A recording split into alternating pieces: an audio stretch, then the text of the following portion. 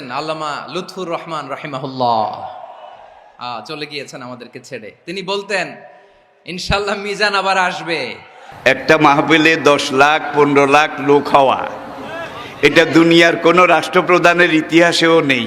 আর একজন রাষ্ট্রপ্রধান যখন কোনো এলাকায় যায়, সেখানে রিজার্ভ গাড়ি দেওয়া হয়, জায়গা জায়গা থেকে গাড়ি প্রেরণ করা হয়, সার্ভ করা হয়, তাদেরকে ভাড়া দেওয়া হয়, খানা দেওয়া হয়, গরু জবাই করে একেবারে মোরগ মুসাল্লাম বিরিয়ানি এগুলো দেওয়া হয়। তারপরে যাওয়ার সময় আবার কিছু নগদ হাদিয়াও দেওয়া হয়। কিন্তু আমাদের মাহফিলে, আমার ছেলেদের, আমার সন্তানদের মাহফিলে যারা আসে, তারা নিজের খরচে আসে, নিজের খরচে খায়। সোজা কথা, সংক্ষিপ্ত কথা, চূড়ান্ত কথা, শেষ কথা, মিজান আবার আসবে, বিজয়ীর বেশে আসবে। এই দেশের তাওহীদি জনতা এমন ইতিহাস সৃষ্টি করে তাকে আলিঙ্গন করবে ইনশাআল্লাহ। হুজুর, আমি তো আসলাম, আপনি তো আমাদেরকে ছেড়ে চলে গেলেন। আল্লাহু আকবার, আল্লাহু আকবার, আল্লাহু আকবার। গলায় কোনো সুর ছিল না, সুর দিয়ে কথা বলতেন না, কিন্তু এত চমৎকার শব্দের বুনন, এত চমৎকার প্রেজেন্টেশন, এত চমৎকার ভাবে ঐতিহাসিক বর্ণনাগুলো তিনি উপস্থাপন করতেন। মন্ত্রমুগ্ধ হয়ে আমরা আল্লামা লুৎফুর রহমানের কথা শুনেছি। আমরা হযরতুল আল্লাম লুৎফুর রহমান রাহিমাহুল্লাহর জন্য এই বিশাল ময়দান থেকে দোয়া করছি, আল্লাহ তাআলা তুমি তোমার এই খাদেমকে জান্নাতের মেহমান হিসেবে কবুল করে নাও। He was a strong mouthpiece of Islamic revivalism. Islamic জাগরণের স্ট্রং মাউথপিস ছিলেন আল্লামা সাঈদী রাহিমাহুল্লাহ। অনেক দোয়া পেয়েছেন। আমরা পড়েছি, এমন জীবন তুমি করিবে গঠন, মরণে হাসিবে তুমি, কাঁদিবে ভুবন। গোটা বিশ্বকে তিনি কাঁদিয়েছেন। আল্লামা যখন ইন্তেকাল করলেন, আমি তখন মালয়েশিয়া থেকে যুক্তরাষ্ট্রে একটা কনফারেন্সে যোগ দিতে যাচ্ছি, কাতার এয়ারলাইন্সে। মালয়েশিয়া থেকে দোহাতে নামলাম। দোহায় যখন আমার ট্রানজিট, তখন শুনতে পেলাম যে আল্লামা বিদায় নিয়েছেন। সোশ্যাল মিডিয়ায় শুনে বিশ্বাস করতে পারলাম না। মুহূর্তের মধ্যেই মাসুদ সাইদি ভাইকে মেসেজ করলাম, উনি কোনো উত্তর দিতে পারলেন না।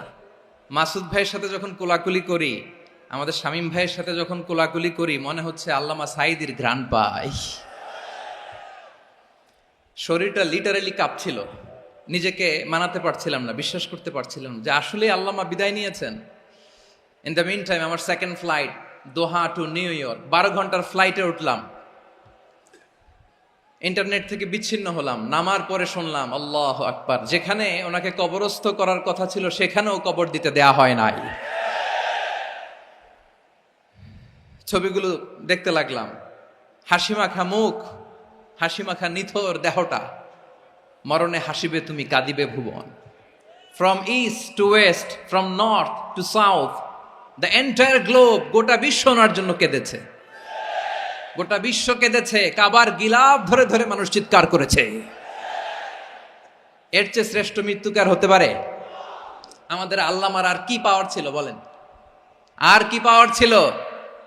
কুল্লু নাফসিন যায়িকাতুল মাউত, যারাই দুনিয়াতে আসবে তারা ইন্তেকাল করবে, এটা আমরা মেনে নেই, এটা আমরা জানি। কিন্তু অবাক করা বিষয় হচ্ছে, আমরা আজও জানি না আমাদের আল্লামার মৃত্যু কি স্বাভাবিক হয়েছে নাকি এটা পরিকল্পিত মেডিকেল কিলিং ছিল। এটা যে পরিকল্পিত মেডিকেল কিলিং ছিল, এটা ধারণা করার পেছনে অনেক কারণ আছে। তিনি আধিপত্যবাদের বিরুদ্ধে সোচ্চার ছিলেন, ফ্যাসিবাদের বিরুদ্ধে সোচ্চার ছিলেন, রাজনৈতিক প্রতিহিংসার শিকার ছিলেন। এজন্য এটা মেডিকেল কিলিং হতে পারে, এ ধারণা আমরা করতেই পারি। আওয়াজ করে বলেন ঠিক কি না? যেই সময়টা আমরা কাটাচ্ছি, এত সুন্দর সময় বাংলাদেশ আর পাবে না। আমাদের জন্মের পর থেকে এরকম চমৎকার সময় আমরা পাই নাই। এটাই আসল সময়। আমরা ইন্টারিম গভর্নমেন্টের কাছে দাবি জানাই, উচ্চতর তদন্ত কমিটি করে এটা কি হত্যাকাণ্ড ছিল নাকি স্বাভাবিক মৃত্যু ছিল, এই রিপোর্ট গণমানুষের কাছে প্রচার করে জানাতে হবে। এই দাবির সাথে কি সবাই আপনারা একমত? কারা কারা একমত হাত তুলে দেখান।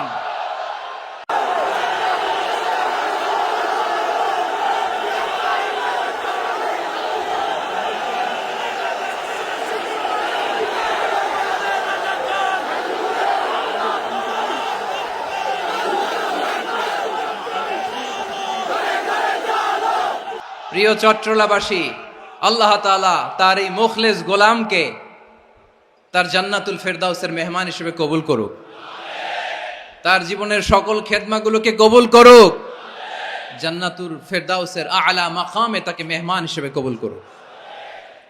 হযরতুল আল্লাম শহীদ মরহুম আল্লামা দেলওয়ার হোসেন সাঈদী রাহিমাহুল্লাহ, ওনার স্মৃতি বিজড়িত আজকের এই ঐতিহাসিক প্যারেড ময়দানের তাফসিরুল কোরআনের প্রোগ্রামে সব আছে, স্টেজ আছে,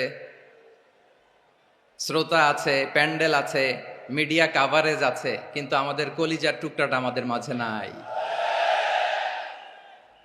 আজকের এই প্রোগ্রামে আলোচক হয়ে এই চেয়ারে আমি না বসে ওই শ্রোতাদের কাতারে বসে যদি আমাদের আল্লামার নুরানি চেহারার দিকে তাকিয়ে ওয়াজ শুনতে পারতাম, আমাদের হৃদয়টা ঠান্ডা হয়ে যেত, আমাদের তৃষ্ণার্ত হৃদয় শান্ত হতো। সব আজকে আছে, কি যেন নাই, ঠিক কিনা বলেন? আল্লাহ তাআলা প্রতি 100 বছরে একজন মুজাদ্দিদ পাঠায়, প্রতি 100 বছরে একজন মুজাদ্দিদ, যিনি সমাজকে সংস্কার করেন।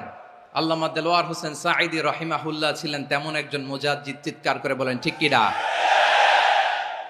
উনি শিরক বিদআতের আস্তানাকে তছনছ করে দিয়েছেন, তাওহীদের বাণীকে সমুন্নত করেছেন, গণমানুষের কাছে তাফসিরুল কোরআনকে জনপ্রিয় করেছেন। আজীবন আজীবন তিনি ইসলামকে বিজয়ী শক্তি হিসেবে দেখার স্বপ্ন দেখতেন। এত প্রাঞ্জল ভাষা, এত চমৎকার আধুনিক প্রেজেন্টেশন, গণমানুষের কাছে কোরআনের তাফসিরকে এভাবে জনপ্রিয় করে তোলার মতো ব্যক্তিত্ব আল্লামা সাঈদী ছাড়া দ্বিতীয় কেউ এই বাংলার ভূখণ্ডে নাই। এই যে তাফসিরুল কোরআন, এই যে টার্মিনোলজি, এই টার্মটাই উনি আসলে জনপ্রিয় করেছেন। আমরা আগে জানতাম না যে এভাবে তাফসির করা যায়, এভাবে scientific indications of the Holi কোরআনকে মানুষের কাছে পেশ করা যায়, এভাবে এত জীবন ঘনিষ্ঠ করে, এত ইন্টারেক্টিভ করে কোরআনের কথাগুলো মানুষের কাছে উপস্থাপন করা যায়। উনি অন্যায়ের বিরুদ্ধে সবসময় সোচ্চার ছিলেন, প্রতিবাদী কণ্ঠস্বর ছিলেন।